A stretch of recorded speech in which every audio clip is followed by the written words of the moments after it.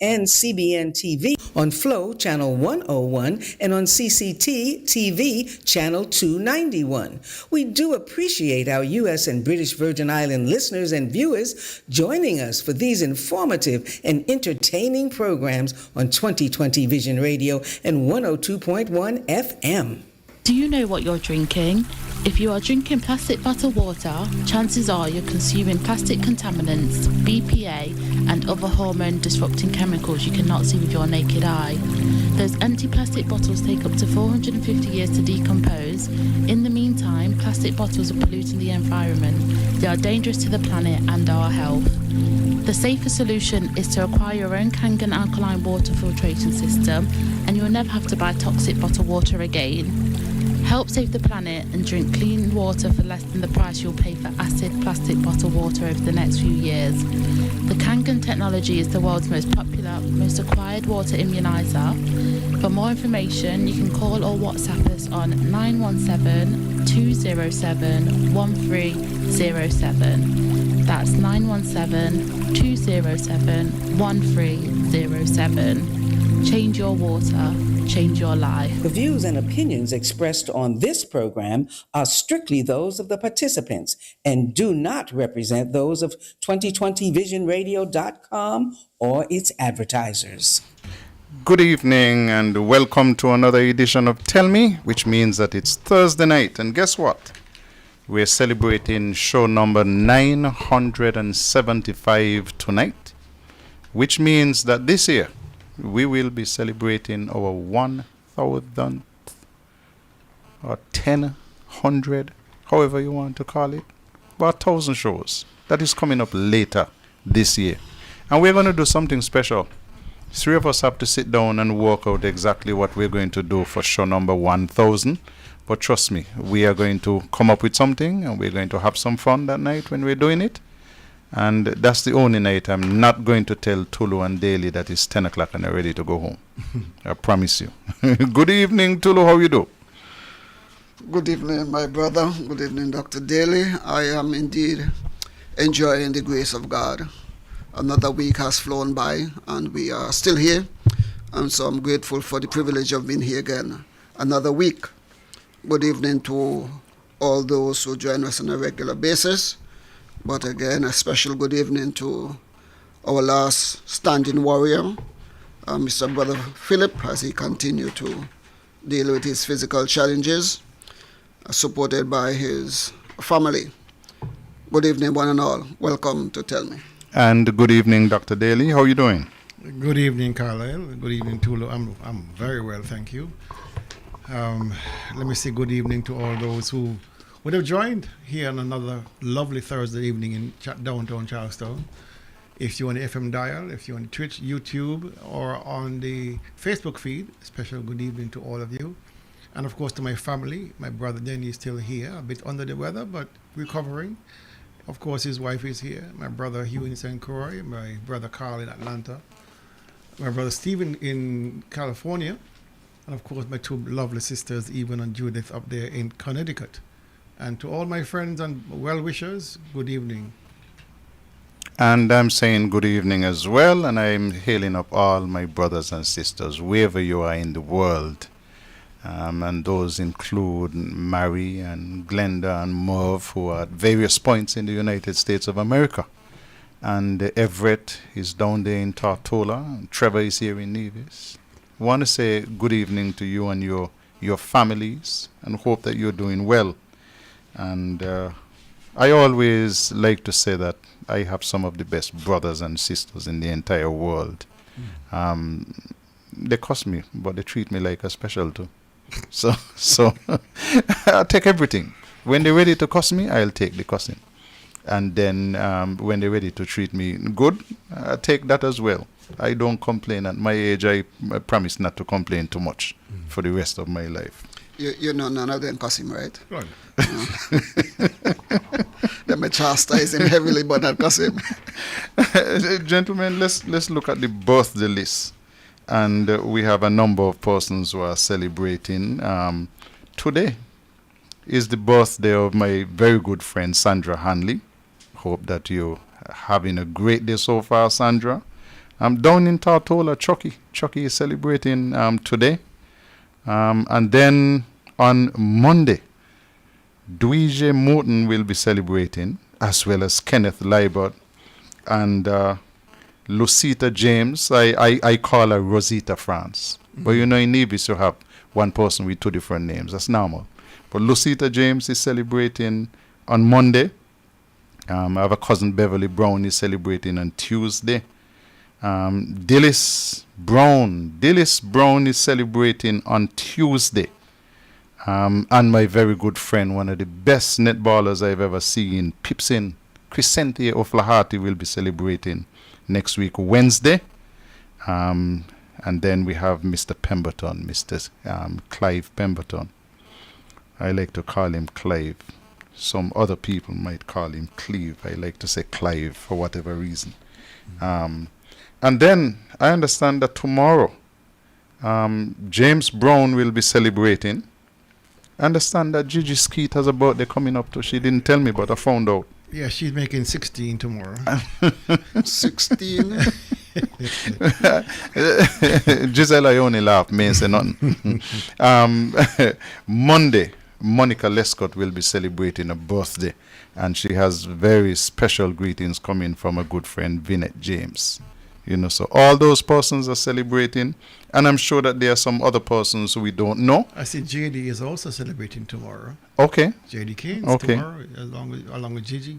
Yeah, well, and I'm sure that there are some other persons. We got to look. And JD kept it quiet because we had a constituency meeting on Wednesday. And she didn't say anything. She didn't say a thing. Didn't bring any drinks. Didn't bring any drinks. Didn't bring no cake. No cake or nothing. And I spoke to her this evening earlier. Still didn't say anything. Still not say nothing. She said something. Monday evening, she announced it to the world. Well, she didn't announce it to me. Oh, I see. I'm the son, not the world. I got you. Forgive me. I think she announced that she and Janice were 2 days apart. Okay. Janice Daniel. Yes, Janice celebrated yesterday. Okay, and Janet Guel Hall celebrated yesterday too. Yeah. Okay. Some good people born in April. All right. So I could remember Janet Guel Hall, but I cannot remember my daughter. That's where your heart is. Where your treasure is there? Your heart is? I only say. You? Me? Implying? I'm innocent in all this. Okay, let's do the birthday song for them, gentlemen. So all of these lovely people, this song is for you. And I hope you have a wonderful day when it comes. If you're celebrating today, I hope you had a great day. Just before you go, did you do Kevin list? Oh, Jesus Christ, man, it's a good thing you reminded me. Kevin, my apologies. Kevin is sending out birthday greetings to his brother Adiel Thibault, who is celebrating today. And he's coming from Kevin and Auntie Sonia. And then he's sending out advanced birthday greetings to his friend Joshua Brown, who will be celebrating next week, Tuesday. And Kevin wants to wish you a happy birthday when it comes. Okay. And so we have covered all of that, including somebody who called just before the show was ready to begin, to send out birthday greetings to James Brown. So we have all of those. All right. Let's go. Happy birthday to you. Happy birthday to you. Happy birthday, happy birthday. Happy birthday to you. And as usual, from us in the studio, may you live to be 101 and us 101 minus a day, so that we don't have to see you go. May God continue to bless you with good health, strength, of course, wealth. Amen, Brother Tulu. I see you put a serious look on your face when Dr. Daly started to talk about God blessing us. I just want you to know I'm in a good mood tonight, because just before I came here, I was at Bible study. Oh, that's why you're so big. Yeah, I was at Bible study. I was talking to somebody who was giving me lessons on Bible and so on and so on. And so I'm daily in between shots of shots. Okay, all right. It's always a pleasure when I hear Dr. Daly invoke the Lord. Okay. Guys, we have a number of funerals coming up. I went to one last week, Saturday. And then tomorrow we have the funeral for Captain Sean Henville. Yes. that is coming up tomorrow, St. Thomas's Anglican Church at 2 o'clock in the afternoon. And then we have another one on Sunday, Mrs. Busu, Paulina Busu, over at the Manning Seventh-day Adventist Church. That is on Sunday, is 2 o'clock too. And then I have to go to St. Kitts on Monday for another funeral. Charlene Shatter's grandmother will be buried in St. Kitts on Monday. You know, Charlene is a vice president of the Nevis Cricket Association and the Nevis director on the Leewards board. So we have to go to give her our support. And so I have to make sure that I could find 3 suits to go to 3 different funerals and look good. So those are what are coming up. You gotta look good. I got to look good. Yeah. That's represent well. Definitely. Cricket is coming up this weekend, gentlemen, both in St. Kitts and Nevis. Nevis? Is the Leeward Islands under 19 cricket tournament, which is starting tomorrow. And so Nevis will play St. Kitts in Nevis, and St. Martin will play Antigua in St. Kitts. And then on day number 2, Nevis will play St. Martin in Nevis, while St. Kitts will play Antigua in St. Kitts. And on the final day, Nevis will play Antigua in Nevis.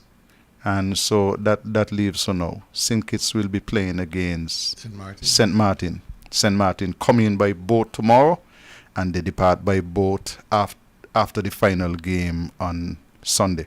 So 3 days of 50 over cricket at ETW Park and in St. Kitts. The first game in St. Kitts will start late because both teams, St. Martin and Antigua, are coming in late. And so the game will start at 1 o'clock, I think, in the afternoon at Warner Park under lights. And then the other games are scheduled to be held at Connery. So if that were Nevis, we couldn't do it because the lights at the ETW Park are just not good enough for cricket. But I don't think anybody listens when we talk about cricket in Nevis nowadays, because you're spending $5 million on Culturama for people coming home for a week. Culturama is really, this year is not about us who live here. It is about the people making an impression on the people who are coming home. You know, so spend $5 million on them, take up 4,000 square feet of the park, but don't spend $1 in the park. You know how long we've been asking the government to help us with covers. I mean, rainfall, you don't have covers, cricket dead. I really do hope that the persons coming in from the diaspora are more sophisticated than the Premier give them credit to be.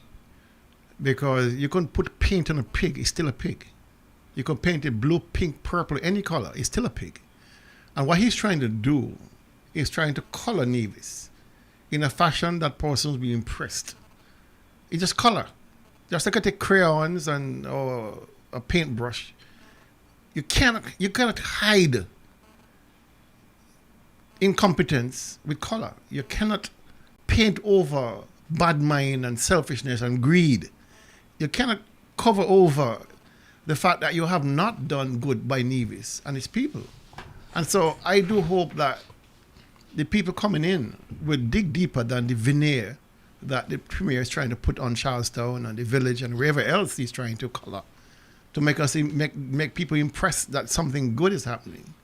But I hope they take the time to talk to people who live here. Persons have to struggle through water shortages, power outages, food prices going through the roof. I mean, a government that's wholly incompetent. I hope people really take the time to measure this government and see that all the painting and all the road patching and whatever else they're doing, the rot is still there. I hope they take the time to investigate that. Well, he told him that when he said that he painted the outside of the hospital wing that is unfinished, and he said that he did it because he did not want anybody to know that it's a construction site, and so he would have already sent the signal to the world that he's willing to cover up things with paint and whatever he can do to cover up, to create an impression. But he has already let the pig out of the bag, that nothing is there. Well, listen, I'm just hoping, hoping for the young people in Nevis and the young people who play cricket, and there's a tremendous amount of people in Nevis playing cricket.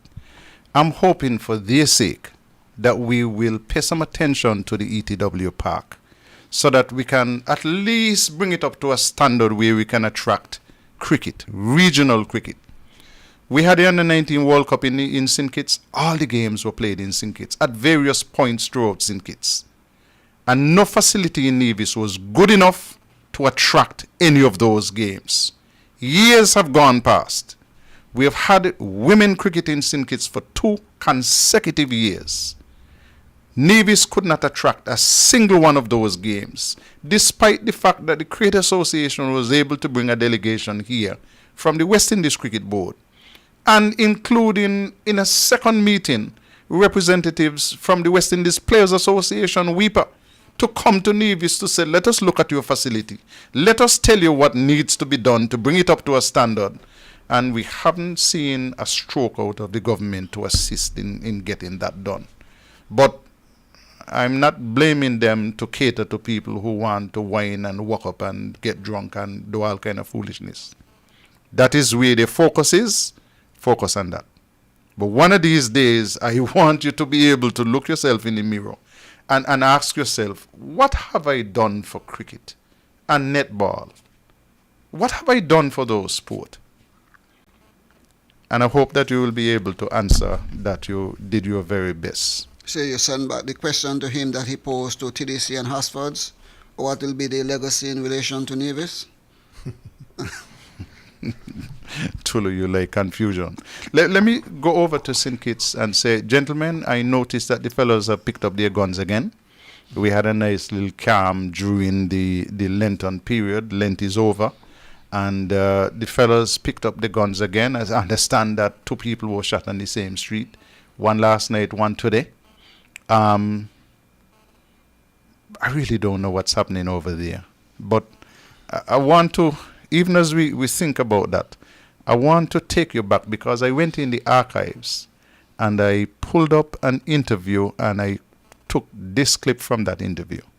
You mentioned the relationship between St. Kitts and Nevis, but what is crucial to the people of the Federation at this time?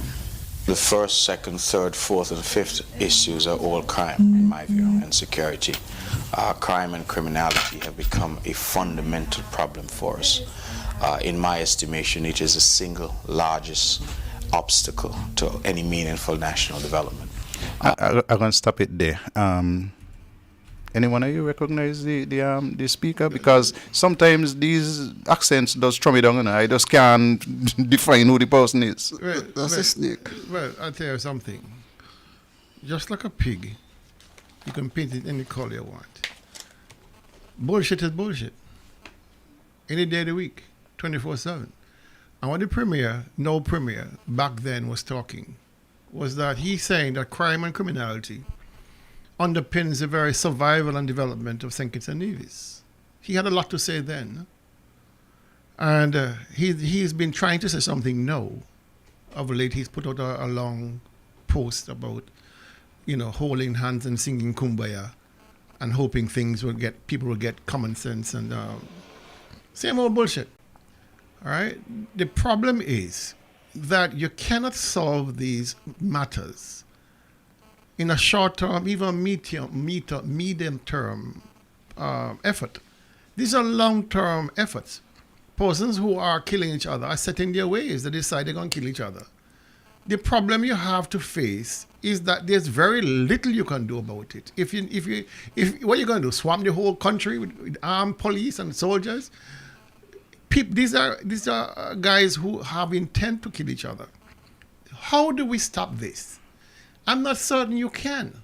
Until these guys are willing and able to stop themselves, I don't think we in the lawful society can do much about it.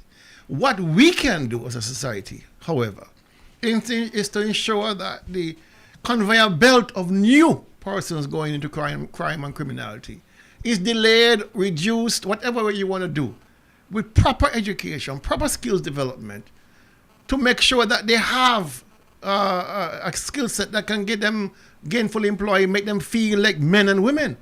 But Dr. Daly, and that's a solid point. When the NRP and Hensley Daniel in particular as minister recruited some young people from Nevis, found the training center in Trinidad and Tobago, sent those people to Trinidad and Tobago to get training, the now premier, said you can't learn nothing in 3 months. Or you could learn a trade in 3 months. But there are people who went to that training program who are now self-employed and who are employing people. How many of those persons who went? Because a few of them were on the edge of being antisocial. They were. All right? Some were anti. Some were in the throes of becoming in this gangsterism. How many of those persons who went ended up on the wrong side of the law? None. How many? As far as I know. And so the program, whether it's 3 months or 3 days, it was a success. It was able to rescue a number of our young people. And of course, if you rescue our young men, they in turn will recognize the fact they were helped. They will recognize the fact that their children also can benefit from the kind of skills training that they got and to become who they are. And so when this government is talking about holding hands and let the opposition and the government hold hands, nonsense. This is all talking political points. Dr. Hodge put out a post this evening, and she said clearly there needs to be less talk and more action. More action means simply we have to attack from all sides. Not physically attack, of course, but to have programs, long-term perspectives on how we prevent our young people from going onto the antisocial part of our communities. Other than that, you're just spinning top in mud. That's how I see it. You know what was good about that program is that some of the persons who went on that program on the island, they were basically enemies and targeting each other. By the time you get them in that program and they came back the best of friends. Because they're in a small environment. And they're living together. If that program did not come on stream, was not developed, I am sure that some of those guys might have already taken out each other because it was that violent. I know some of it. Okay? I know one person say, hey, I cannot go in that village, you know, because if I go in this village, so-and-so target me. But all of them were sent together on the training program, and both of them came back. So what is this an indictment of the Pay for Peace program, Carla? Well, in many ways it is. Okay. But let's finish the clip. Well, we start it over, play it. It's not long, and then we come back to that crime discussion. You mentioned the relationship between St. Kitts and Nevis, but what is crucial to the people of the Federation at this time? The first, second, third, fourth, and fifth issues are all crime, in my view, and security. Crime and criminality have become a fundamental problem for us. In my estimation, it is the single largest obstacle to any meaningful national development. We have, from our platform, advocated, and even in Parliament, we have been the leading voices on security. We have advocated several possible solutions that we have put forward to the government in St. Kitts. The federal government is, of course, charged with national security, and so policy in relation to national security is set there. Resources in terms of police, defense force, coast guard, you name it, customs, they're all deployed from the federal level. So that federal arrangement is very critical to our security, even at the local level in Nevis. And we have, as is symptomatic of the relationship between St. Kitts and Nevis, over the years, we have felt that Nevis and her security needs have been neglected. St. Kitts and her security needs have been neglected. I think if there is a single indictment of the Douglas administration after 14 years in office, is that they have completely neglected our security.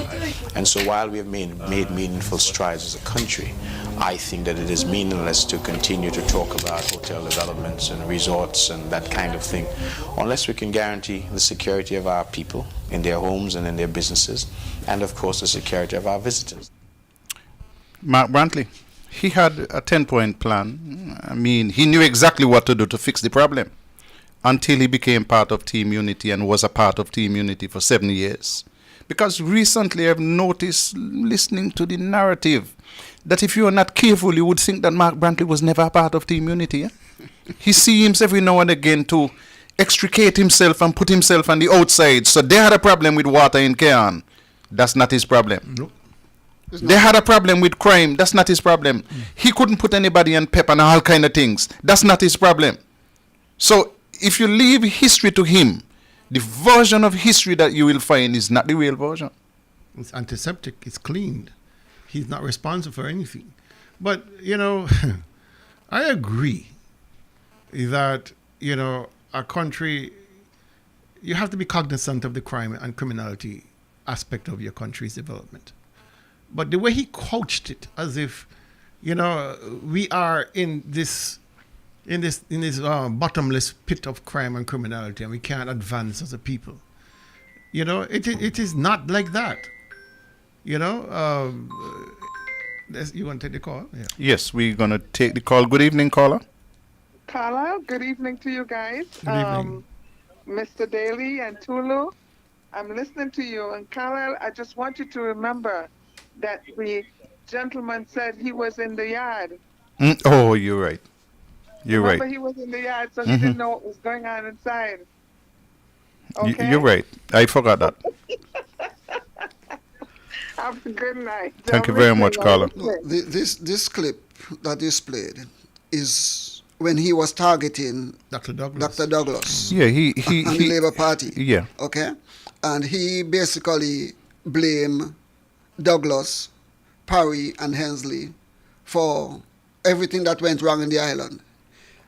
He maximized it to the point where I would say that he benefited tremendously, because he spun the crime issue to the point where people begin to favor him, thinking that he is a savior, because he presented himself that he's a savior. He has a solution to all of these problems. I know that while he was talking about crime, we see what happened on the 12th of July, 2012, 2011. We know who was the mastermind behind what was clearly criminal activity in Nevis. Okay? In light of the 8-point or the 10-point plan that he had. And when I said that you contribute, I was taken under the clock. Let me tell you Okay? something. But then, just before you go, Dr. Daly, because he's talking about it is useless to speak about hotel and development in a country where crime is. Dr. Douglas was still able to attract. In spite of the fact that crime was around, Dr. Douglas was able to attract development to the country. What has he attracted? What did his CCM party attracted to this country? Absolutely nothing. So he's talked then, and he's talked today. Dr. Daly, you're correct. It's absolute rubbish. It means nothing what he's saying. Let me say this. Where do you have these kind of debates, Carlisle? You have the leader of the opposition in the federal parliament, sorry. You have a sitting government that's in charge under Dr. Drew. You, as the leader of the opposition, you have been paid a salary to hold the government to account to what's happening in the country. Okay. Have you heard him address Dr. Drew as the leader of parliament? Have you heard him address Dr. Drew as he did Dr. Douglas? No. Have you heard him address Dr. Drew like he addressed Parry? No. No. He has broken a sacred mandate, which is to hold the government to account for what's happening in the country. When he speaks, and when Dr. Drew speaks, it's as if neither one holds each other responsible for anything. So he doesn't hold Dr. Drew responsible for the crime and criminality situation we are in. And Dr. Drew doesn't hold him responsible for not being an effective leader of the opposition. Dr. Drew is happy. So they're all laughing at us because Brantley comes with his BS, and Drew covers for him, and he covers for Drew. So we are the people in this debate. Listen, that is an interesting and important point to make, because I'm going to make that point again later this evening in relation to geothermal. But here is the challenge. Mark Brantley is the leader of the opposition in the federal parliament. I am firm in my opinion that if he really liked Alexis, he would have given that role to Alexis Jeffers. Especially since Alexis got a cut ass in the last election. He should have given that to Alexis Jeffers. But he didn't, because he wants to have all of the trappings that come with being the leader of the opposition. But he finds himself in a bind. Nevis cannot support itself. Nevis has become like a beggar, like an outside child that the father don't look after. But in this case, the federal government looks after Nevis with the CBI funds. We don't get all that we are supposed to get, but that is another argument. But here is the problem. Do you really expect Mark Brantley to vociferously oppose Dr. Drew the way that he opposed Dr. Douglas? No. Knowing that on a monthly basis, if the check does not come from St. Kitts, that Nevis fat. Can't do it. Can't do it. And that is the anomaly in this whole thing. And that is that is a regretful condition we find ourselves in. To have a vibrant democracy, you must have vibrant debate. You must have vibrant debate. You must have meaningful debate. You must have persons saying no.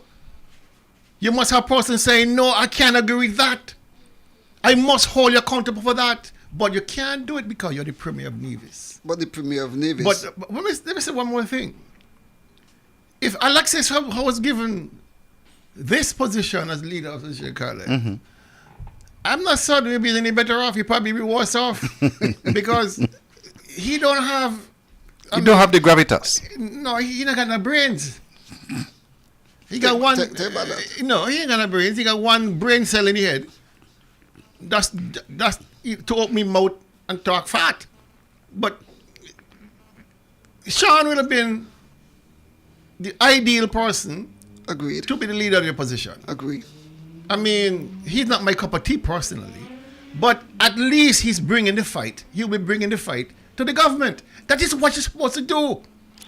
8:33, Dr. Daly. Let's play the ad, and then I will play a little bit of Poopa Wheeler, because I see I have a whole studio full of people who have come to say hello to me. So I'll pop out for just a minute.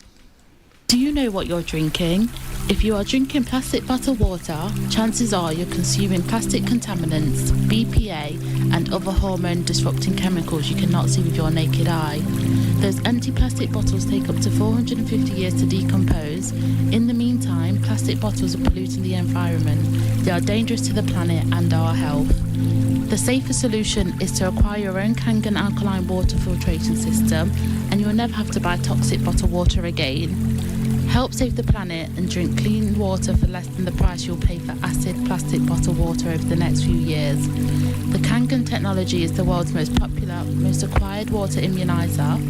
For more information, you can call or WhatsApp us on 917-207-1307. That's 917-207-1307. Change your water, change your life. Let us put our hands together for Poopa Wheeler.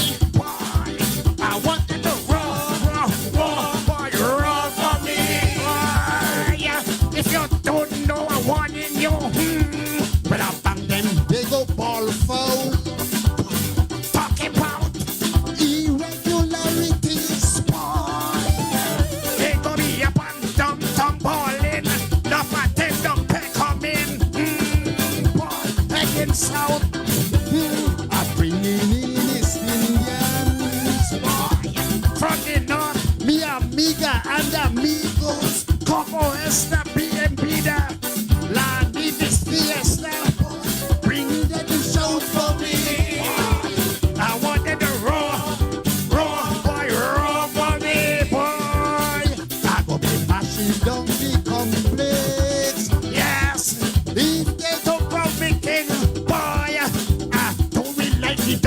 listen the campus suicide bomber bomb.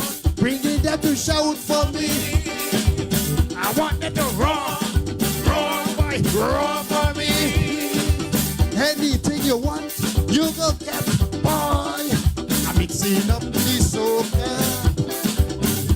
With some Hindi and some rumba. chutney and lavandera. ID no Necessary, boy. Fiscal lips and mercenary. Bringing them to shout for me. I want them to roar, boy, roar for me. Maintain your impulso. Total zombie and beater. Take it away.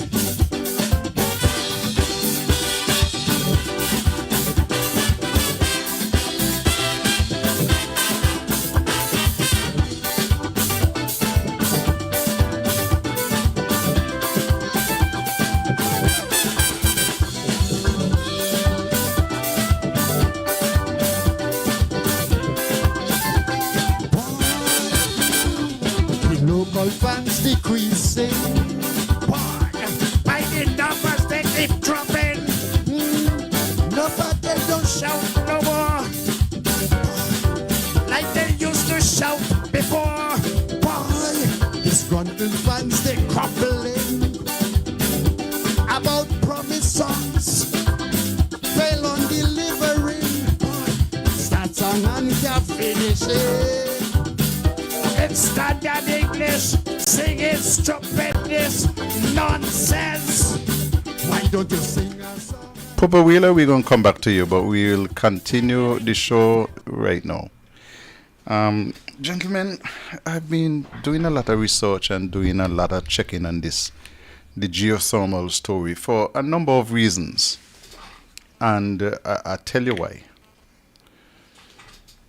I've been more than a little bit uncomfortable with the rhetoric which I've heard coming from the federal government with respect to geothermal. And so I went back. I know in my head what the position of the Joseph Parry administration was. That geothermal was something that was located in Nevis. Sink its trade. Remember, on the patches, they were doing their own geothermal explorations. But we are confident that we have the resource in Nevis.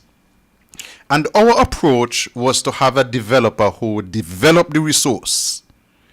And that Nevis, our job, would be to purchase electrical power from the developer. In this case, we started dealing with West Indies Power Limited. I want you to bear in mind that geothermal started before we got into office. As a matter of fact, I am told, and reliably so, that Victor J. Martin led a delegation to Guadeloupe, even before I got into office, before we got into office. And so Nevis were already onto geothermal. There is a GeoCaribs report, which I have a copy of, which goes back all the way. The report was tabled in 2004 and looked at the geothermal resource in, not just in the OECS, not just in the leewards, but in the windwards as well. Grenada, Dominica, to a certain extent St. Lucia, St. Kitts, Nevis. Can't remember if it encompassed Montserrat as well. But what I can say to you is that one of the persons who was involved was a fellow named Mark Brantley. His name is on the cover sheet. So you see, you take him all the way back to 2002, report issued in 2004. I suspect that is either Mark Brantley has no understanding of geothermal, or in this respect, he had just hard. Because with that long history, he has not learned geothermal yet. Neither the economics of geothermal, nor the politics of geothermal. You look at the politics of geothermal, and I believe that in a very short time, Dr. Terence Drew has a better understanding of the politics of geothermal than Mark Brantley. Listen this clip. If we get geothermal, in addition to our solar plant that we're developing, in addition to the other opportunities that are coming, and develop energy as a sector. The IMF report is saying that's our salvation. It's real, can be realized. And so we'll do everything to do it. And we need to do it because, Glenn, we can't, you look at how we are depending on the CBI program. You see the threats to the CBI program. You see what I had to do to save our visa. These things I've spoken about. But that is why we had to put a plan in place to help St. Kitts and Nevis. Dr. Drew, and according to him and having read the IMF report, they're saying that geothermal can replace the CBI. Now, every prime minister from Dr. Kennedy Simmons right up to Dr. Terence Drew have hidden the numbers with respect to CBI. All of them have seen the numbers. They know what the inputs are. They know how much is there. And every one of them, having seen the numbers, it look like when you go to a place and somebody tell you, you see what happens in Vegas stays in Vegas. So you're the prime minister. You see how many billions we have in CBI. Don't say nothing. Keep your mouth shut. Anybody ask you a question in the case of Dr. Joe? Ask the CBI office. Don't ask me. I promise to tell you, but don't bother ask me because me ain't gonna tell you. So here is where we're at with this geothermal thing. Dr. Joe and the federal government have agreed that geothermal can replace the CBI. So Dr. Daly and Tulu, you're talking billions. These are numbers which were accepted by Joseph Parry and his administration. And we figured that we were on course to develop geothermal energy in Nevis and to unsell to other points, including St. Kitts, at a concessionary rate. The CCM administration under Mark Brantley, showing that they have absolutely no understanding of geothermal and how geothermal should be developed, how it should be managed, and so on, they have agreed for a letter of comfort. A letter of comfort, which was signed by Dr. Joe, sent on to CBI so that Nevis could access $17 million US. For that letter of comfort, you know what happened next? Listen this. And let me on the onset really thank the Premier of Nevis, the Honorable Mark Brantley, who very recently when we meet, because we meet in person, he and I, he said, PM, I am committed 100% to see this realized. He subsequently met with the AG so that we can put all the legal framework around treating geothermal as a national resource for both St. Kitts and Nevis. This will help both St. Kitts and Nevis. This, if you look at the IMF report, I'm calling this, I think you're from Nevis, correct? If you look at the IMF report is saying that we would not even need CBI if we were to develop the geothermal. It is actually saying that is our true liberation. It is akin to oil to Guyana. And it's renewable. Why did I sign so that the resource can be developed in Nevis? Nevis is our Siamese twins. We are one federation. We can't escape. Even if we want a federation and I were in a position to help Nevis develop this, I would have signed without hesitation. Why shouldn't a child in Brown Hill and a child in Jessops, a man or woman in Charlestown, not have the opportunity to see this resource develop to enhance and better their lives? But I want to see the Nevis people, the people of Nevis, live well also. And that is why I said the federal government will use its resources to help this. Nevis will immediately benefit. I beg you stop here. But that is not a problem for me. No matter of fact, I'm happy that Nevis will benefit. And therefore, I signed. And the Premier and I together put forward a resolution in the federal parliament that will treat it as a national resource. Listen, Mark Brantley has no clue what he's doing with respect to geothermal. He doesn't understand the economics. He does not understand the politics of geothermal. You heard Dr. Joe?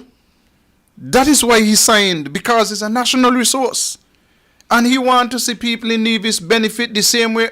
Dr. Joe, you haven't been to Nevis in an official capacity since you've been the Prime Minister of St. Kitts and Nevis. Secondly, to the people of Nevis, whether you're at home or abroad, listen to me carefully. You see this geothermal that we are developing, which all of a sudden has become a national resource.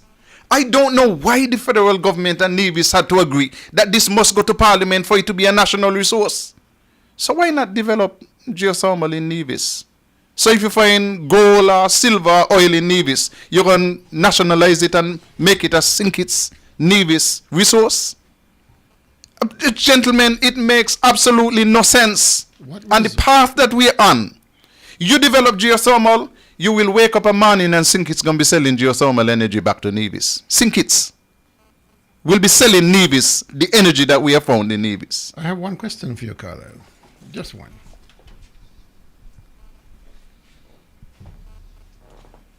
What funds have the federal government committed to geothermal? Zero. So when you're talking about the importance of geothermal as a national resource, and the government will do anything in its power to ensure that it is developed so the child in Brown Hill and Church Ground or wherever else can get cheaper energy. What resource have the federal government put in? Except a letter of comfort, which Dr. Harris already said he did too. And Mark Brantley was saying there was no letter. All of a sudden there was a letter. But some other thing happened after that. But let's get down to the brass tacks. If he's describing geothermal as he is, that it is on track or on par to supersede CBI, then you would have seen within the budget of the government of St. Kitts and Nevis an allocation towards geothermal. We haven't seen anything. There's nothing in the budget. There's nothing in the budget. The money that CBI, the money that the Nevis Island government is hoping to use, or the federal government, let me correct myself, the federal government is hoping to use, came from Caribbean Development Bank, not from Central Bank, and not from National Bank, not from Bank of Nevis. It came from the Caribbean Development Bank. And a guarantee from St. Kitts. Hey, there's a lot of comfort. But what resources? I ask the question seriously. If you're talking so eloquently about ensuring that CBI is superseded by geothermal, then the obvious question is, beyond the letter of comfort, what resources have you put on the ground to ensure this happens? We have been talking about this loan from CDB since last year. The drilling for the production well was to begin the first quarter of this year. Where are we with that? They now said that they need a bridging loan to go from the 17 million, they need another 30 million. What you're trying to tell me, the federal government doesn't have 30 million US dollars for a resource that is so all-encompassing that can help a child in Brown Hill and a child in Cotton Ground? I mean, I'm tired of all this speaking. Show me the beef. I want to see the beef. And there's no beef. What they've done, what they're doing is putting the beef patty in the bread, get the center on the bread and take back the beef. But seriously, folks, ask yourself the question. What resource? Look in the federal budget. Dr. Joe has been in power since August 5th, 2 years ago. Look in the two budgets they have passed, or the one budget they have passed, and tell me what line have you seen geothermal development and any funds allocated to it? I would like to see it, because that is the proof of the pudding that you are being authorized by your parliament to spend X amount on geothermal development. Otherwise than that, shut your damn mouth. With all respects, shut your mouth, because you cannot convince me that you're serious about an endeavor and put no money in your budget that's approved by Parliament for its dispensation. Otherwise than that, you're just talking. You're not acting, you're talking. The other thing that I find troubling out of what Dr. Drew said is that he said that the Premier of Navies is basically on board 100%. The people of Navies and the people of the world need to understand that the greatest detractor or critic of the development of geothermal on Navies is Mark Brantley. He was the one who went on radio and said that if you develop geothermal, it's going to cause earthquake, it's going to mash up your house and all sort of things. And it's strange now that he's in this position where he is either kissing Jew or Jew is kissing him, that he is now 100% on board with geothermal. Never in the history of his life he was 100% on board. Colin made reference that he was a part of a committee back in 2002. Report was issued in 2004. Okay. I'm here sitting down and saying, if he saw somewhere in there where he's going to benefit personally, he'd have placed some interest. Remember Alexis said that geothermal died or dead because nothing in it for him? I believe that the Premier was of the very same mind. He went there looking at it, see if there's any way inside there he could personally benefit. Oh boy, I don't see inside there, so I have no pay no attention to it. But the fact is, what I know for a fact is that the Premier of Navies always opposed geothermal. When he saw a way in there where I believe he could have benefit, because the drill rig that they brought in here, I am told that the company had to set up and get legal representative. I am told that his business represented the people that came in here. And so if his business represented them, then I believe that his business was spared. And so he put his foot inside there because something passing back down here to me. What is there to benefit him now that he is 100% on board with Dr. Drew? I don't know. Let me tell you something else that troubled me. The Prime Minister is away. He's in the Middle East. And at his last press conference, he referenced the trip. Let's play this. I'm also traveling to the Middle East, where I'll go to Abu Dhabi. In Abu Dhabi, I will be meeting with a team, a group that I met in Dubai previously and came to St. Kitts and Nevis to discuss a matter most important to us in achieving our sustainable island state, the issue of renewable energy and the issue of geothermal energy. And so when I get back, I will inform you, our people, as to the success or the successes of these meetings. I will also be having meetings with the royal family to discuss investments in St. Kitts and Nevis. As you know, geothermal energy, which will also be at the center of our discussion, this potential holds great promise for our developing nation as a clean source of energy, which will help us to transform into the sustainable island state. And so that discussion will take place in Abu Dhabi. As part of this trip that the good doctor is on, I understand that there was a signing ceremony for, I think, $40 million worth of generators. $40 million US. $40 million US dollars worth of generators for Skellig, because St. Kitts people use electricity. Mm-hmm. In Nevis, we use flambeau and searchlight, and we burn paper. So, not a dollar for Nevlec. And we know that we struggle every now and again with electricity here in Nevis. So, $40 million US dollars worth of generators for Skellig. In Nevis, we're going to continue to use kerosene lamp, candles, and we're going to make some flambeau to burn. Other thing is, nobody from Nevis on the trip with him. And one of the main points of discussion is geothermal.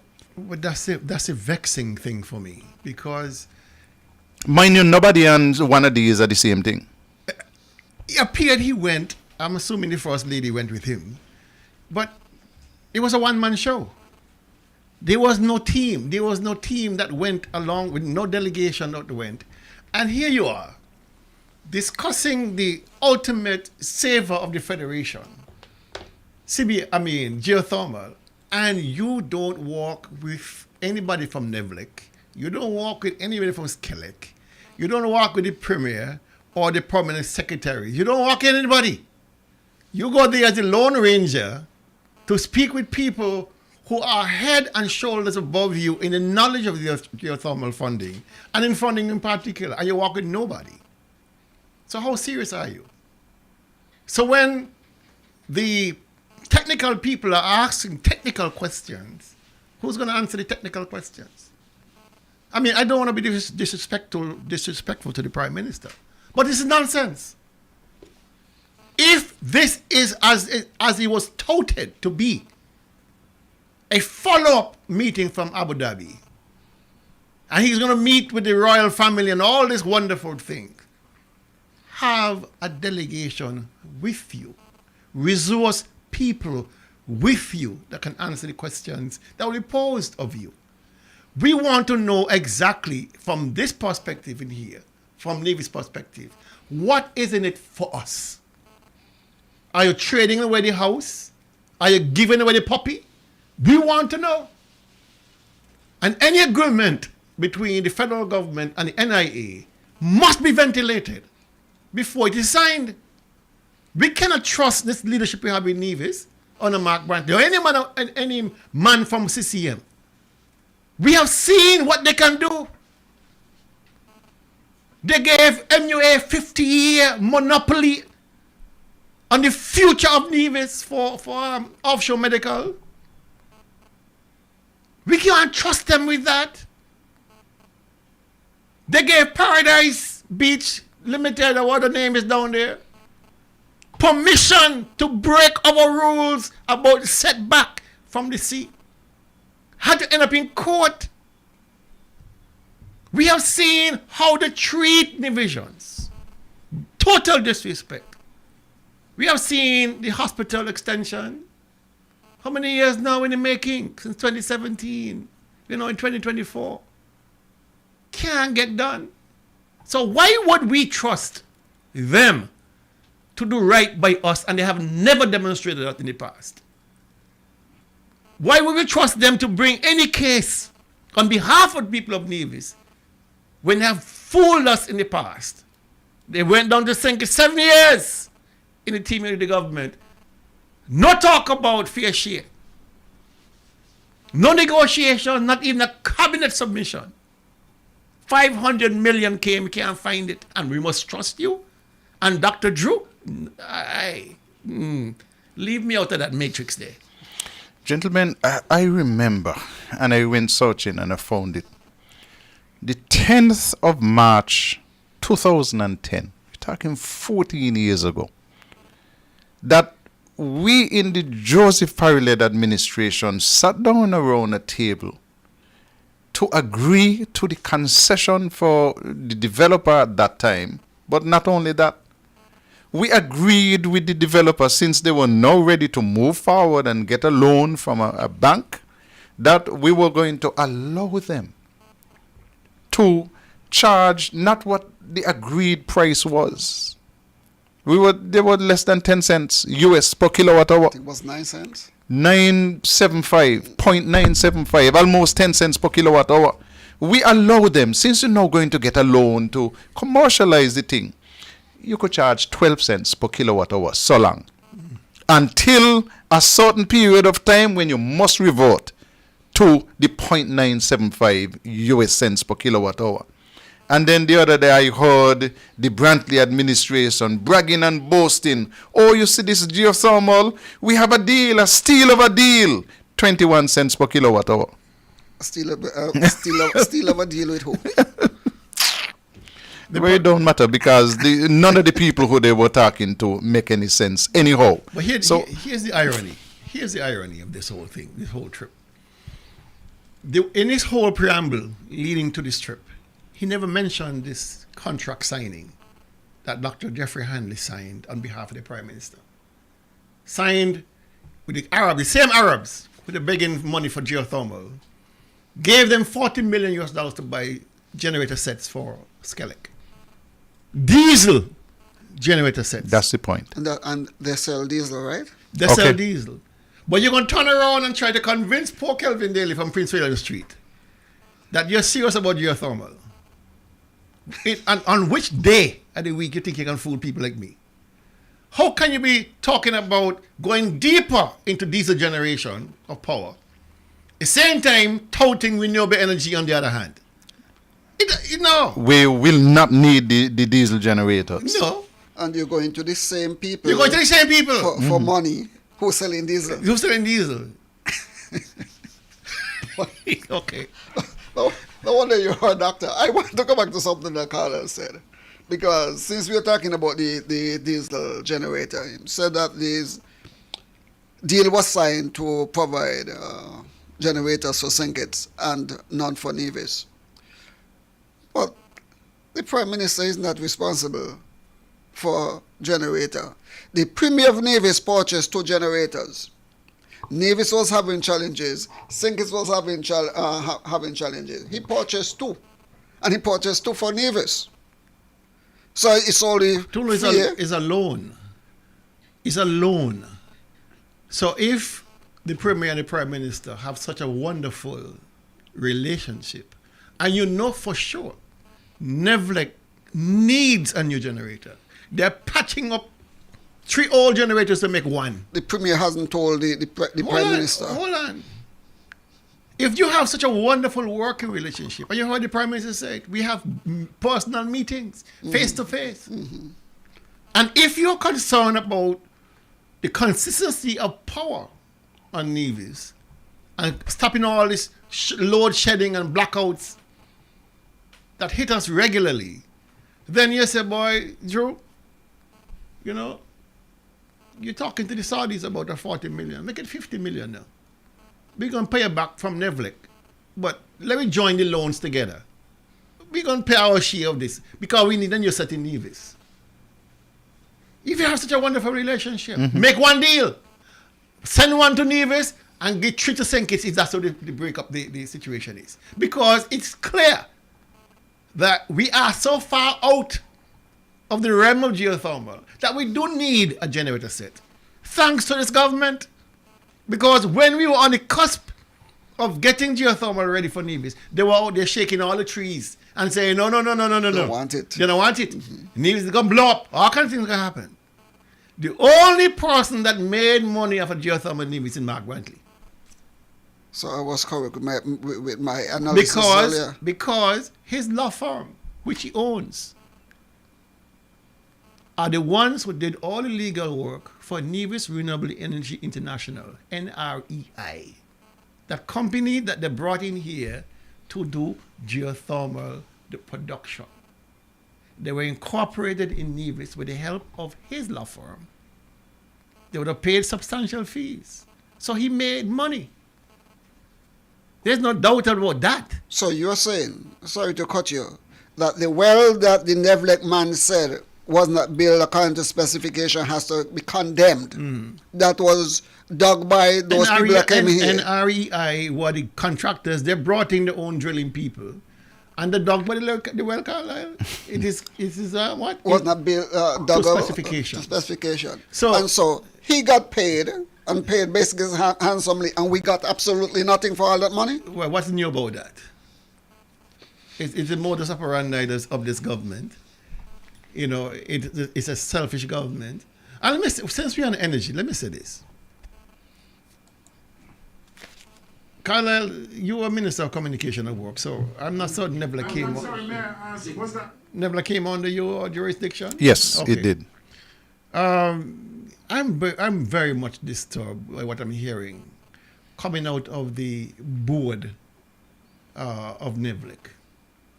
The board is headed by the Cabinet Secretary, Stedman Truss, classmate of mine. But I'm very disappointed that their CEO, Mr. Gordon, I believe he is, Albert Gordon, has spent more time out of the Federation than in since he's been hired. And suspicions are that he is consulting on various projects in Jamaica. And therefore he's an absentee CEO. Never here, but yet collecting $10,000 a month. And the board, headed by Stedman Trust, my former classmate, says nothing. He's taking the board for a ride. He's taking the leadership of this government for a ride. You cannot run a utility like Nevlec by remote control. I don't care how good you are. You have to be on the ground. So he spends 2 weeks here and 6 weeks in Jamaica. Consistently. Ask any lineman who works on Nevlec. This isn't a bar shop. This is a rum shop operation. Nevlec have been reduced to a rum shop. I'm going to do some investigations. I didn't realize that. I've never met him. I don't know the man. Well, join. But I'll do some investigations. The staff, most of the staff never met him either. So I don't know how you can be a CEO. The staff don't know you. You don't know the staff. You're not on the ground when situations occur. You send messages here or there. You do a little Zoom meeting with you. It would be interesting to see his contract. Because he cannot be doing something which is not covered by his contract. But then again, it would not surprise me if CCM were to sign a contract like that, because I tell you, these are fellows who don't give one damn about Nevis. You cannot have an absentee CEO. It doesn't work. Of a major utility. It doesn't work. Paying that man $10,000 US a month. You couldn't pay Carty Farrell that. You can't pay Jonathan Kelly that. But you're going to find $10,000 to pay this gentleman who is never here. His wife doesn't live here anymore. His wife moved back to Jamaica. So I guess he go and play hide and seek. I don't know what he's doing. But that situation in Nevlec is untenable. Untenable. And look how the board is of no value because they're all put there by the premier. All yes men. And therefore nobody's holding anybody accountable. Nevlec is going down the tubes and nobody gives a rat's tail. We like it, Not sir. in this government here. Well, you and Tulu sent me to look for this clip. So let me play the clip. And listen, this is a clear example of how CCM has handled the whole geothermal matter. And I'm sorry, may I ask, was that during the 2008 or no, the last 2017? Well, the last well that was drilled at Hamilton. The very last well. That's why I'm asking if they're going to drill again, since they were drilling activities just recently. Yes. 2018 or something. Yeah. May I comment, Ricardo? Yes. So the wells we're gonna, from what I understand from the literature regarding that well, there may have been some issues with it. I won't speak to the specifics. I have some experts online who can speak better. But that well was not, as far as I know, drilled according to best practice or best standard. So, in fact, so what we're going to be doing is going to be much different. It's going to be according to international best practices, and we're going to make sure we have suitably qualified contractors. Somebody raised a question about those. Those were what we call slim wells, smaller wells, which were mainly used to test the resource. The ones we're going to do now are bigger wells, which will be used to provide the energy to drive the power plant. So we're going for the real thing this time. But in doing that, and in the interest of transparency, again, I'll tell you, we first did an assessment of those wells on the site. I mentioned drilling engineers that we have on board from Geothermal and from New Zealand, and they identified certain issues with that well. And the older one, because of its age and possible corrosion, may also have some challenges. So for that particular last well, what we have established is before we even start doing the larger production wells now, we have to do what is called plug and abandon for that well, meaning we're going to seal it off, pour concrete down, but it has to be done in a responsible manner because that well is not, I think, was not done according to the standard that we desire. So there are some issues. If you look at the site now, you'll notice we have fenced it around because we don't want people to access it. It was not done to the standard that we want, and so we are gonna plug and abandon it. And the next wells will be of a totally different standard. We spent $7 to $9 million on that well to be plugged and abandoned because it was not drilled to specifications. And listen to the words. They're going to get suitably qualified contractors.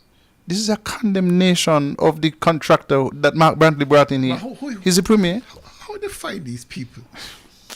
I mean, remember an election was coming up 2017.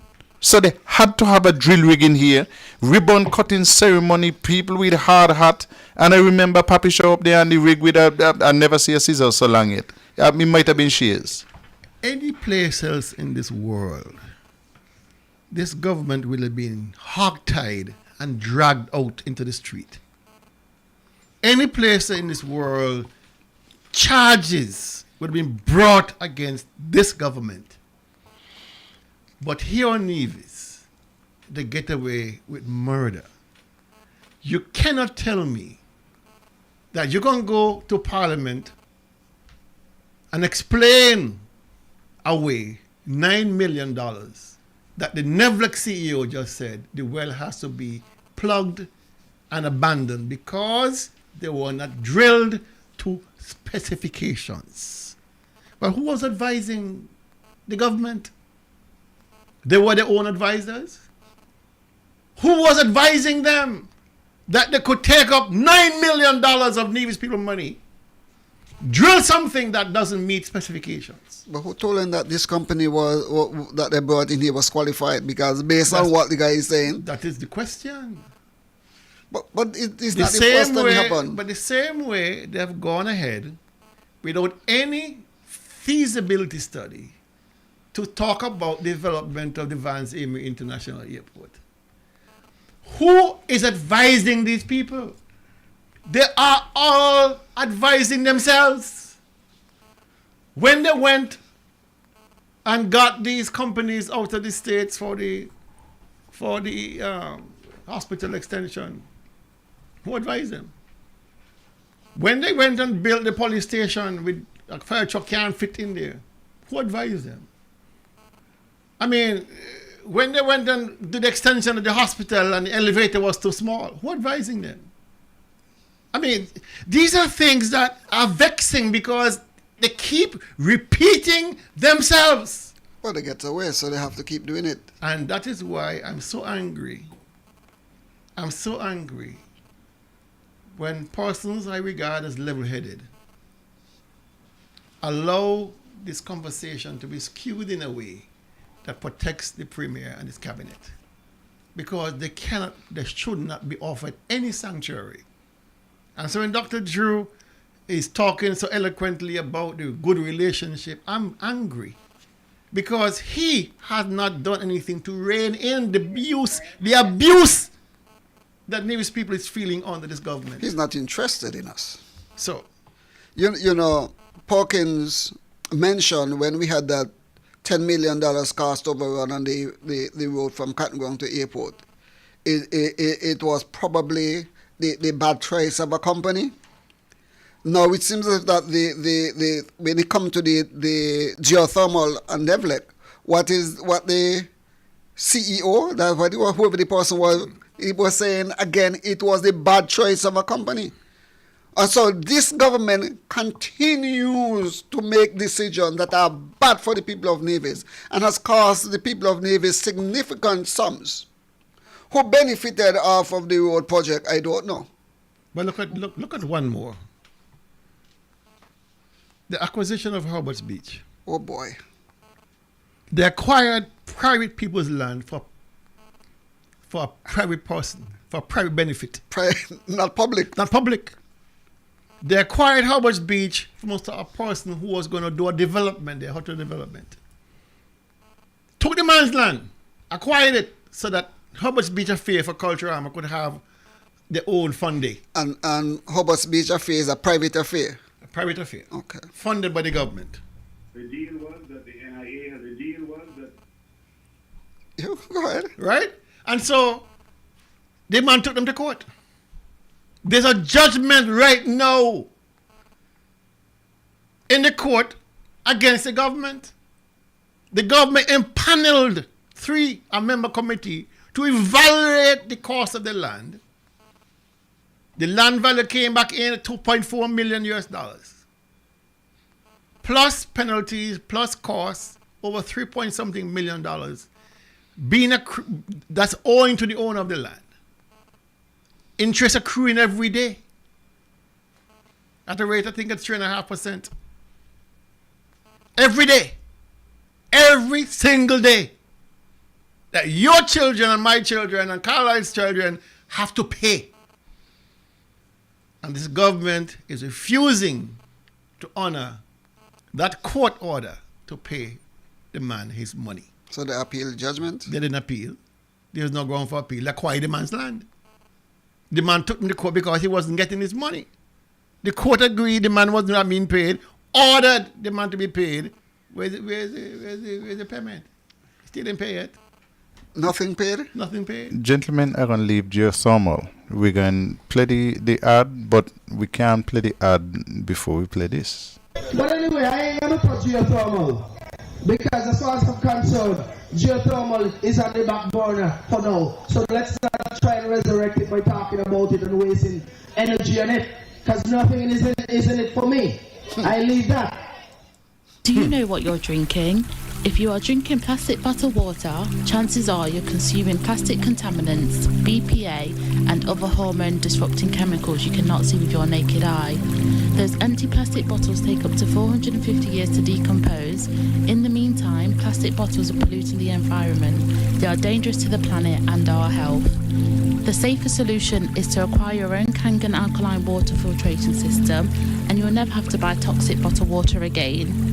Help save the planet and drink clean water for less than the price you'll pay for acid plastic bottled water over the next few years.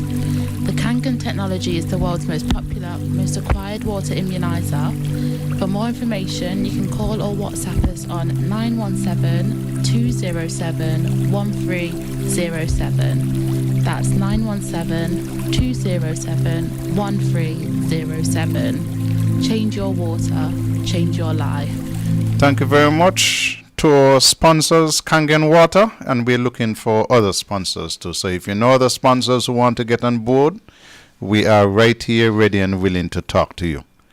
There are two other stories I want to touch. One is about fisheries and some exciting news coming out of Anguilla, and one is about the airport expansion in Anguilla, because we want to look at what Anguilla are doing in terms of fisheries, what Nevis failed to do, what Anguilla are doing with respect to the airport extension, and what Nevis up here is catching their tail to do. So before we do all of that though, there was an interesting exchange last night on the Premier's program on another station, and a caller. And I found it so interesting that I figure you guys probably didn't hear it. So I want to play it not just for you, but for the listeners as well. You're on the mark, go ahead. Yeah, country still running slow, why? There's no energy, no life, no buzz in any country. Not a major project going down. Which country where you say running slow? Nevis. But you can't be living in Nevis and you say Nevis running slow. You can't be living in... you talk about road. Only road you do every week. You hear me talk about anything about road? Yeah, every week. I talk about the cultural complex.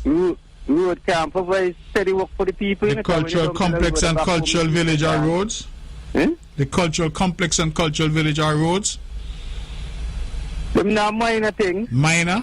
Yeah, minor thing. We go up there and tell the 14 contractors working up there that they're minor. 14 contractors? I tell you, go and tell the 14 contractors working up there that it's minor. There's more contract up there. Okay, well. Yeah, they say you come back. I haven't heard you in 5 years. I And you no come back with the factory, same old Sankey. no villa resort, nothing to come here. The airport is still a matchback. Geothermal dead in the waters. The wing, you still can't finish the wing up to this day. You can't get the cruise pier built. The deep water pier can't get extended. So you see, the Mundo facility you can't upgrade. The chicken facility up to now you can't get started. You produce more test players. You can't host a cricket game up to this day. Okay? I'm allowing you to talk, Carla. Go ahead. Up to now, you can't even start the Tibet Center, the college. Not one of these major projects to get started up to this day. Mm-hmm. Not one. All they do road. I'm here to have a road every week. Just road. You need some major project, man. Provide steady work for the people. Okay, caller. Well, thank you very much. Yes, 4 seasons here, you know, and I've been 4 seasons. And we always here to about 4 seasons. Up to now, you party can't bring a hotel here for the people, provide some steady work for the people. And gentlemen, this caller had him shell-shocked. Pinned. Yeah. Pinned. He had his facts. Pinned to reality. Hasn't done anything. Complete waste of time. TWOT. I like to ask, what is his legacy? When he leaves office, what is he going to look back and say he did? I made money. To completion. You got a good point. I made a lot of money. You got a good point. Listen, this guy is absolutely... this guy is so shameless, right? That what was said there to him means absolutely, because as far as he's concerned, what he is doing up at the complex is a major development, because he has 14 contractors up there will be working for how many months, he says? 2 months, 3 months to complete it? That means he hired 2 extra ones, because the last time I heard he said he was 12. He was 12. And before that was 10. Was 10. Yeah. So he gone to 14 now. I want to see and all of them are his friends. Yeah, I want to see one of the queens doing this dramatic presentation. Mr. Brantley, you know, and pin him down like that. Never mind that they would place a last. Okay, gentlemen, there are two stories that I want to get into. Beautiful reporting by a certain lady named Yolanda Weeks. And I'd want to get into these two and get our thoughts. I'm going to finish with the airport, because I figure that one is going to take us over the line tonight. Fisheries and the background to this, why we're running this story. When CCM got into office, they made a $30 million fisheries project, signed, sealed, just to be delivered.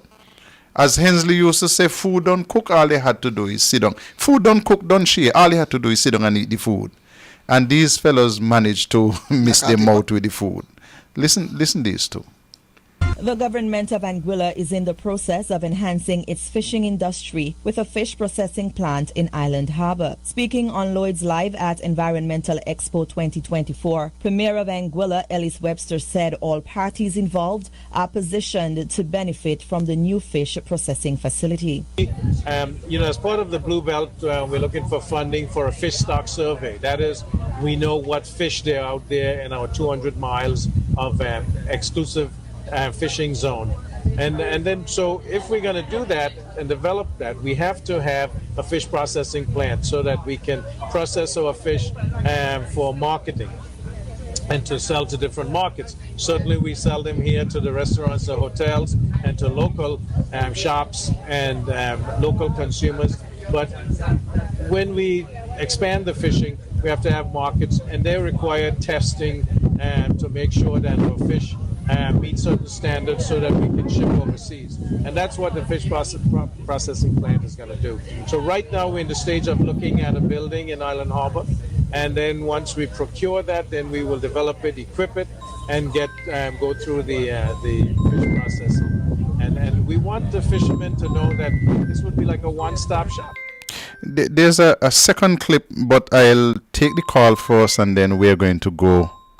And why you can't get the phone answer? Hello, good evening, caller. Hello, good evening. How are you doing? I am tremendous. Okay, good program. I really enjoy camera and everything, but the last clip there, man, I tell you, that made me laugh. That's like when you see you running a dog, and the dog can't run really back up in the corner, just so the caller had Mark Brantley. I tell you, the man is so, I don't know, he's so vicious in his life that he don't know what to say, what to do. So he tried to run the guy off the thing. But the fella come back to him again. If he had 6 more persons, bold-faced like that, and confront Mark Brantley, he will be up his seat. He's a wicked man. Thank you. Have a good night, caller. Let's play the second clip before you gentlemen comment. Innovation and the Environment, Quincy Gums Marie, identified the site that is likely to house the fish processing plant. In a social media post, she shared, quote, "After more than a year of diligent efforts, we're nearing the final stages of progress on the redevelopment of the former On the Rocks building. I'm deeply grateful to Mr. David Lloyd for his patience, and I'm bursting with excitement for the future of fisheries." Sharing the sentiments of Premier Webster, Gums Marie said the forthcoming facility will significantly enhance the fisheries exports from Anguilla to both regional and international markets. Additionally, it will provide local fisher folk with a space to diversify their offerings, she said. A visiting delegate from the United Kingdom's Department for Environment, Food and Rural Affairs, Minister Rebecca Powell, was escorted to the proposed site for the fish processing plant. Powell's visit to Anguilla focused primarily on the environment, a priority area being food safety and sustainability in Anguilla. Minister Gums Marie, in reaction to the UK delegates' visit, said it is critical that the United Kingdom maintains a balanced understanding of Anguilla's marine life. She added, quote, "Our commitment to sustainability involves showcasing the economic ties between Anguillians and our oceanic assets, including fisheries." Gentlemen, I brought that tonight because we were right there in 2013. And we didn't have to look for a site. We had a site already. 11 years ago. Anguilla is just doing what we were planning 11 years ago. Not just planning, Dr. Daly. We had the funds. We had the funds, yeah. But moving on. Anguilla has wise leadership. We have a bunch of fools that are leading us. And when you have foolish people leading us, this is what we're going to have. Anguilla, Prime Minister Webster, or Premier, I don't know what to call him. Premier Webster. They have the ears to the ground. They listen to the people. And they're supporting the people. That is why you're seeing people-centered developments in Anguilla. You saw a beautiful, what do you call it now? Ferry terminal. Ferry terminal. You see the expansion of the airport. You're seeing hotels dropping in left, right, and center. You see now this fisheries, fish processing plant. We used to go, in my younger days, we used to go to fishing tournaments in St. Martin. And most of the time, we fished in Anguilla's waters. You know, Audrey Barrett, myself, Captain Anslin, of late and blessed memory, Toad Powell, Ronald. That was our crew. We used to go down there for tournaments every year, for years. And we'd always head out, and we would be so close to Anguilla. We might have been in Anguilla. But the fishing was good. So I can understand the excitement about developing the resource so that they can, you can do traceability. If you do export of any seafood, any product, you must be able to trace it. And so this processing center, just like the one planned for Charlestown years ago, would have had the capacity to say, listen, that pound of conch you're eating in Bahamas, it came from batch number 20, caught on this date. So this is the kind of things you need to move forward if you're going to develop fisheries to a level, as in Belize or St. Lucia, Grenada, Dominica, those places. So I'm glad to see that our brothers and sisters in Anguilla are taking the bull by the horn and making sure that the fisheries sector is supported. Okay, we got one more story, but before we go to that next story, let me just go back and say that Saturday coming is the birthday of Nurse Bonnie Jeffers. Mm-hmm. And Hugh Charles want to tell you happy birthday when it comes. And me too. Bonnie is my friend. So I want to tell her happy birthday when it comes as well. And we sang earlier, we sang for you too. So just make sure that you take the singing. And if you didn't get the singing, just go back to the start and play it. We ain't going to sing again because tonight had sounded good. Well, I have to sing for Bonnie on Saturday. Okay. She's that special person. Great. Okay. And I, as well, before we get into the last story, every week I come here and I know that I'm supposed to say thank you to a special gentleman. Carl Claxton at Reliable Motors is one of the best sponsors for Nevis Cricket Association. When we have cricket in the park, we try to make a few dollars because we don't get much from people. We have some sponsors, but Carl makes sure that he provides us with ice. And simple as it is a big deal for the Nevis Cricket Association. So, Carl, we want to say thank you very much for continuing to be one of the major sponsors for Nevis Cricket Association. Help us to cool our drinks so that we can make a few dollars and help us to make sure that the cricketers, when they have their lunch, that they will be able to have a cold drink on these very hot days that we have. So thank you very much, Carl and Reliable Motors. And cricket starts tomorrow, Carl. I want to give you a little joke. Dr. Hodge had organized a crew to go to the St. James Primary School at Whitehall to fix back the swing sets and the play sets that the Four Seasons had donated. So that schedule was for this Saturday coming. And of course, somebody heard about it. They're fixing it? Fixed already. Oh my. The notice, Dr. Hodge would have organized a team to go there on Saturday morning at 7 o'clock to rebuild the playset that had been damaged for years. Been on the ground for quite a while. Quite a while. And somebody told Zook, and Zook told somebody. And so a crew came there almost in the dead of night. And fix it. Okay. So Dr. Hodge, thank you very much. Thank you on behalf of 2020 Vision Radio and the people of St. James and all the parents and students of St. James Primary, the headmistress, all the good people. Thank you very much. That's a picture there of it on the ground. It's been on the ground for a long time. A long time. Long time. It's now up and erect. Let me add, then, since you're there, I think 2 weeks ago we spoke about the state of the netball complex, basketball complex in Gingerland. After we spoke, they said they could clean it up. Okay. So we got it is clean. We should get paid. Don't forget we have to do the promotion for St. Paul's breakfast.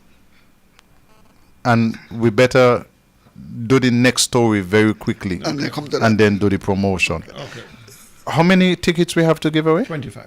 We have 25 tickets to give away for the St. Paul's breakfast, which is coming up this week on Saturday. No, next week. Next week, Saturday. Yeah.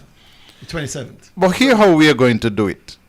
If you're on the executive for any of the NRP branches or the central executive, don't bother calling. Get somebody to call because we won't give you the ticket.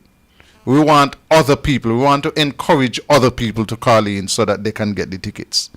And we're going to make it nice and easy. First 25 callers. But you heard our screen test that we put out. We don't want NRP executive members to be calling in to win the tickets. Let other people win tonight. Okay? And one other thing. If you're in the diaspora and you want to sponsor a breakfast, I know persons in the past have been very generous with their sponsorship. And, we'd be glad to, because the breakfast doesn't cost money to pull off, all right? And it's all in a good effort to raise funds for the party. Every cent we make either goes to St. Paul's or to the National Executive. And so we are soliciting your support. Your generosity is always welcome. If you're overseas, of course, you know what to do. You can send the money in charge of J.D. Keynes or our chairman, Mr. Devon Cornelius, and they'll collect it on your behalf. And whatever breakfast you want to donate, they're $20 a piece. And of course, that those breakfasts will be made available to persons in the community that deserve them. All right? And these 20 that we're giving away tonight, remember that those were sponsored by people. Of course. You know, so if you want to call in and say you want to sponsor 10, that's fine. Or 20. And the tickets, I still have some of those raffle tickets. The raffle will be drawn next month. So it's a trip. If you're outside, you want to come in, tickets are expensive. I went checking a ticket the other day for somebody. It's $1,000 if you're coming out of New York. You know, so, but you could win this for $20. So just hit me up and I'll be able to collect your money and get your ticket to you. Okay. Now, wait. Tanya say the overseas number now work? How you mean it now work? Just try tonight, Tanya. 917-460-2187.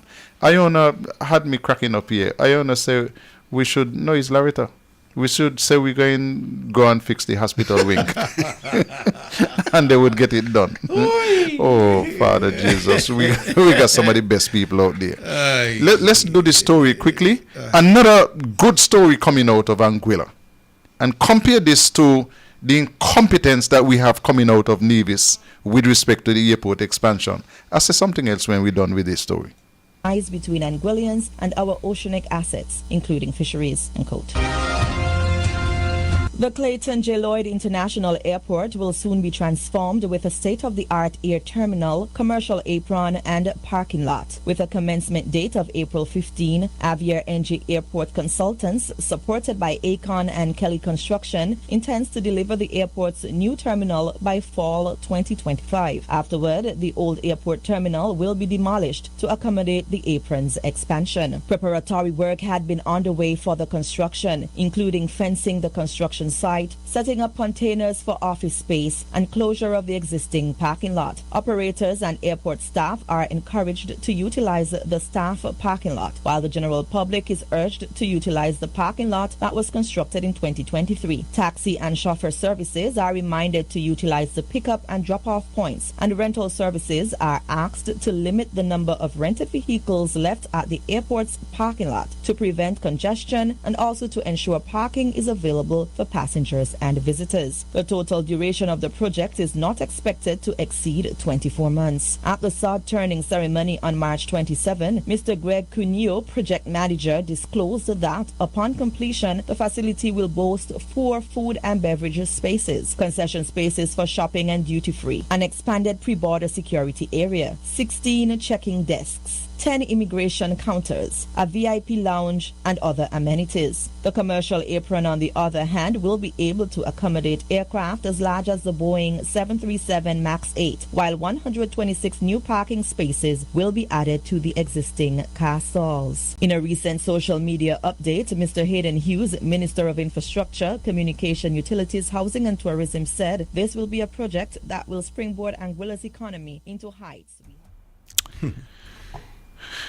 What can I say? I going down the next month to see what's happening. It's looking good. You know, I believe, I very well believe. Dr. Daly, where we at with the Nevis Airport? Help me out here. We ain't nowhere. I'm hearing that the 70 whatever million, close to $80 million, that all of that not coming from the source that we thought it would come from. You know what you remind me of? You remember the Malcolm Gishard Park? Mm-hmm. Where the Premier said he had the funds, and that Anbarso was going to put in the funds, and then sorry, the money disappeared. Yep. But it looked like the airport money drained up before it started. Apparently, the gentleman seemed to have jumped ship, fed up with the delays, fed up with the lateness of the whole development. Plus, he's under a lot of financial pressure himself from his creditors, and so. There seemed to be some difficulty with that loan of $26 million US to develop the airport.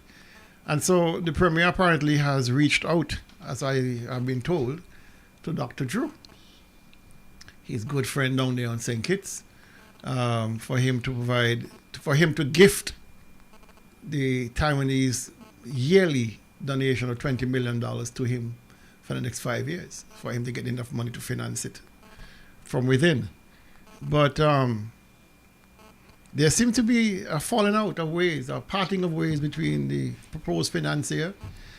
I believe one of the key breaking points was the fact that the initial agreement was that the developer would get 70% and the NIA would get 30% of the profits. And after much criticisms from this party like a platform and 2020 vision, my good friend and deceased, may God bless his soul, Joseph Liebert, he told me that they were trying to renegotiate that part of the contract from 70-30 to 60-40. I'm suspecting that the developer got cold feet with that kind of revenue sharing. And I think he's stepping away is his way of putting pressure on the government to come back to the 70-30 agreement. But the revenue sharing, even at 60-40, was still a terrible arrangement. Terrible. Because we were going to continue paying for what? 8 years after the end of... 7 years. 7 years after we finished paying back the money? And we're paying all the employees, you're paying all the utilities, you're paying all the maintenance as from your share of the money. And so... That don't make no sense to me. I mean, okay. I'm going to leave that alone. Here are the numbers that you're going to call. The first 20 callers. Is 20 you said? 25. 25 callers. The first 25 callers will get breakfast. We'll take your name and we'll pass them on to St. Paul's. 669-7312, 469-7953, 917-460-2187. Dr. Daly, you better be described tonight. Yeah, all right. I just want to also to thank Corvin Wilkin. Oh, you got pen and paper? Pen and paper. Corvin Wilkin of Regal Logistics. He donated. Somebody done a call before. He donated 5 tickets. Okay. All right. Well, listen, let's not waste any time. Let's go to the phone lines because people call in already. We missed that one. Caller, you miss your food. Good evening, caller.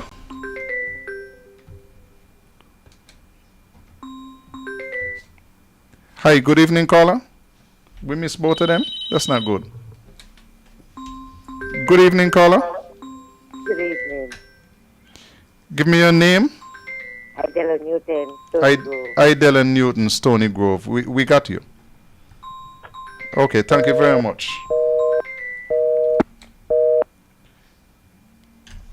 Good evening, caller. Good evening, caller. Good evening. Give me your name. Amethyst Sargent. Amethyst Sargent. Thank you very much, caller. First 25, so we have 23 to go.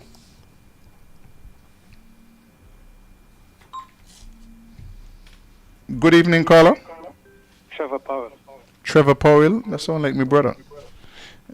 Trevor Powell, thank you very much. Good evening, caller. Caller, I donate 6 tickets, one for my mom, Claudine Apini. 6 tickets, that sound like Dillis. Yes, one for my mother. 6 tickets. Donated. So add 6 to the number that you have.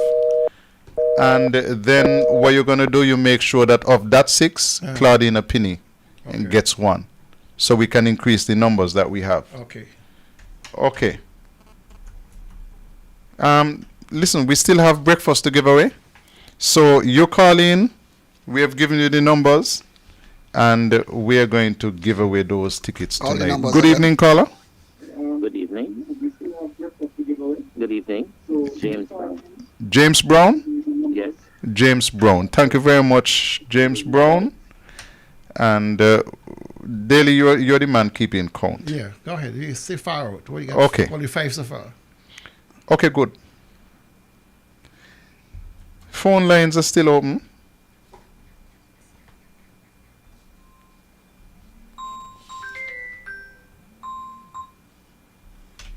Good evening, caller. Good evening, caller. Give me your name. Give me your name, please. Can't hear you. Listen, when you call me, please don't be listening to the computer or whatever you're listening on. Good evening, caller. Good evening, caller. Good evening. Give me your name. Bernadette Jeffers. Bernadette Jeffers. Thank you very much, Bernadette. You're welcome. Okay. Good evening, caller. Say again. Say your name again. Jeanette Tyson. Jeanette Tyson. Thank you very much, Jeanette. Good evening, caller. Good evening. Say your name. Magrel Sargent. Magrel Sargent. Thank you very much.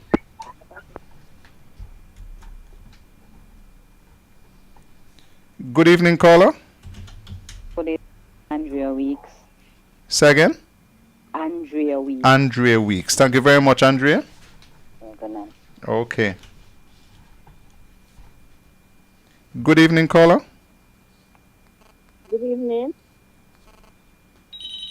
Yes, give me your name. Rhonda. And Rhonda, who are we going to give this breakfast to? Claudina Pinney. She has one already. Oh, she has one already? Yes. Oh. Give me another name. Say again? I didn't hear that. Mr. Perry, Joseph Perry. Joseph Parry. Thank you very much. Okay. Okay, bye-bye. Good evening, caller. Missed that one. Good evening, caller. Name, please. Jocelyn Hill. No, give me the name of the person you want to get the breakfast. Okay, Adriel Hill. Adriel Hill. Thank you very much. How far we reach daily? We still got a lot to go, right? Good evening, caller. Good evening. George Nolan. George. Nolan. George Nolan. Thank you very much. And listen, when you call and you get breakfast for these people, you please tell them that they should come to us, because I'm not too sure that we are going to be able to deliver. Okay? Good evening, caller. Good evening, caller. Okay, let's try the next one. Good evening, caller. Millicent Cornelia. Millicent Cornelius? Yes. Thank you very much.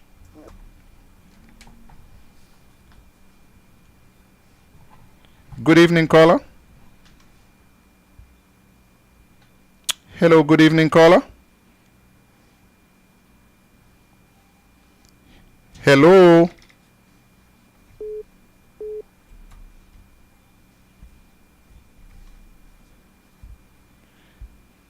Good evening, caller. Good evening. I would like to make a breakfast for Arita de Chatlo. Arita de Chatlo. Thank you very much. Welcome. Okay. How many we have left daily? We got 11, 12, 13, 14, 11 more to go. Good evening, caller. Hello, good evening, caller. There is nobody on that one. Let's try this one. Good evening, caller. Good evening, Nale Joseph.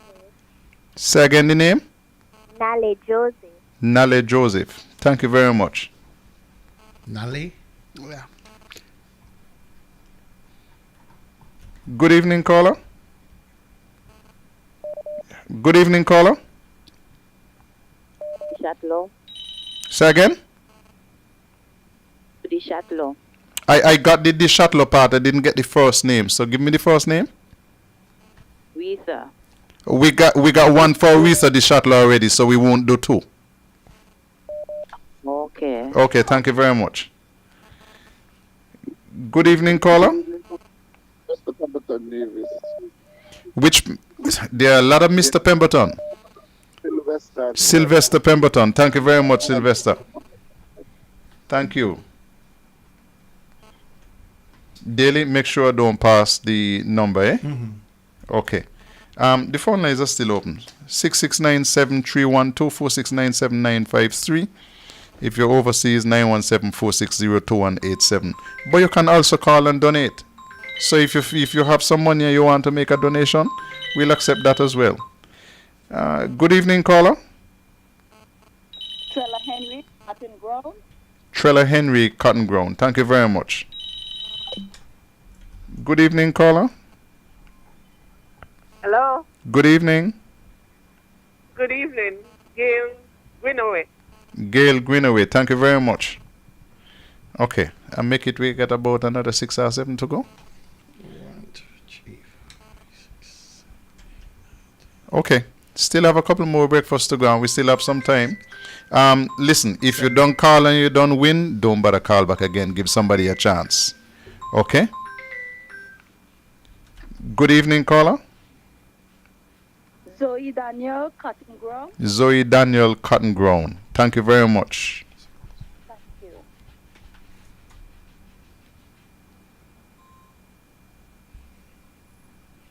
Good evening, caller. Good evening, Chantel David. Chantel David. Thank you very much, Chantel. You're welcome. Good evening, caller. Hi, Carla. Judith Slack. Judith Slack. Thank you very much. Thanks. Good evening, caller. Marcella Jones. Marcella Jones. Thank you very much. Okay, hold a minute. Let me see. Let me make sure that Dr. Daly has not gone over. One person called in tonight to donate 6. 3 more to The other persons have been calling to win. You can call in to sponsor as well. We got 7 more to go. 7 more to go. Yeah. I hope you're counting good, eh? Yeah. Somebody donated 6. So. Yes. Good evening. Good evening, caller. Rosalind Cranston. Rosalind Cranston. Thank you very much. Good evening, caller. Good evening. Good evening, caller. Hello. Hi. Good evening. Good evening. Mr. Daniel? I got the last name, not the first name. Henrietta Daniel, thank God. Henrietta Daniel. Thank you very much. So, 5 more to go? 5 more. 5 more to go. Good evening, caller. Good evening. Tulsia Greenaway, Brown Hill. First name? Give me the first name again. Tulsia Greenaway. Tulsia Kelcie. Kelsey. Thank you very much.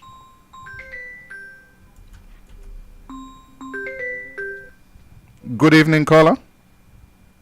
Good evening. Can you give one to my dad, Floris Finley, please? Floris Finley. Thank you very much.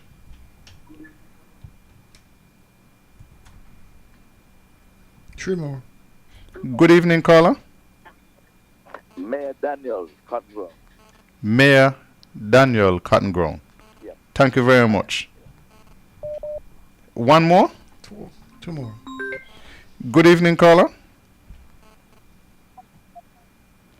Good evening, caller.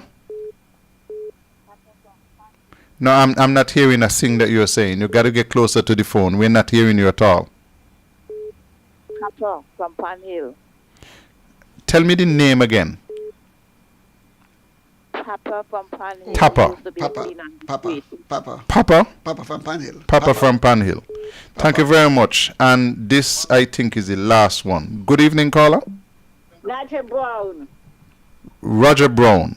Najee Brown. Najee Brown. Thank you very much. And we're done. I think that is all 31 gone. So thank you very much. Unless somebody want to sponsor a few more.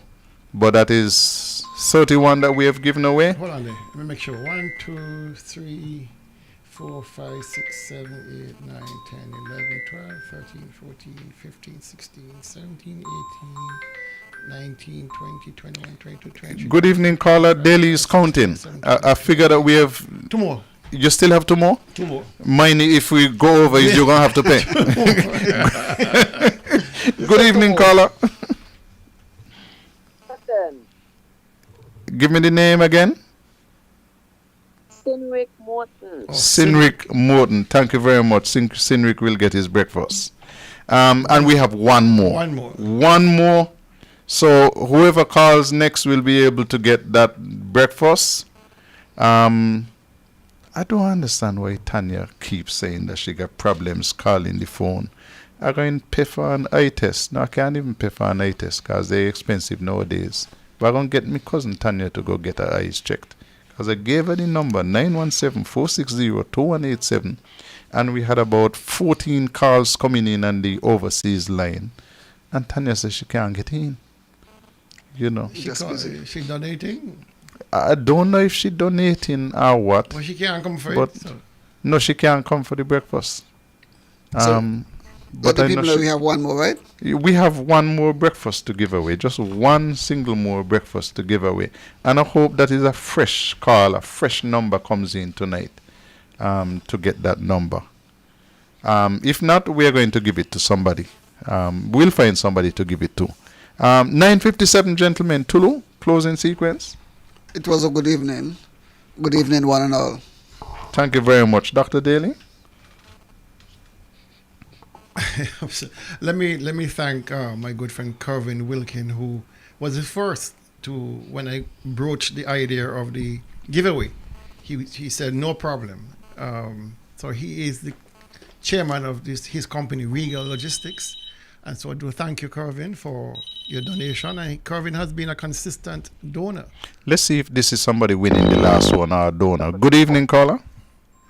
Monica Pemberton. Monica Pemberton. Okay. Thank you very much, Monica. You're welcome. Okay, so that's the last of the breakfast that we have. Somebody is calling in again, but I'm afraid to give them the bad news that we have given away the last one. I'll pay for that one. They hung up the phone. Okay, good. So save me $20. Yeah. Okay, go ahead, Dr. Daly. Yes, I was talking about Kervin Wilkin. He was the first to jump on board with this donation. Several other persons, my good friend Captain Colin Paris, he would have donated. And other names, people just want to be anonymous, so I wouldn't dare do that. But I know I can call Lauren Pemberton's name. She also donated. And so we had some good people donating towards this cause, either donating directly for the free giveaway or in the acquisition of supplies needed for the breakfast.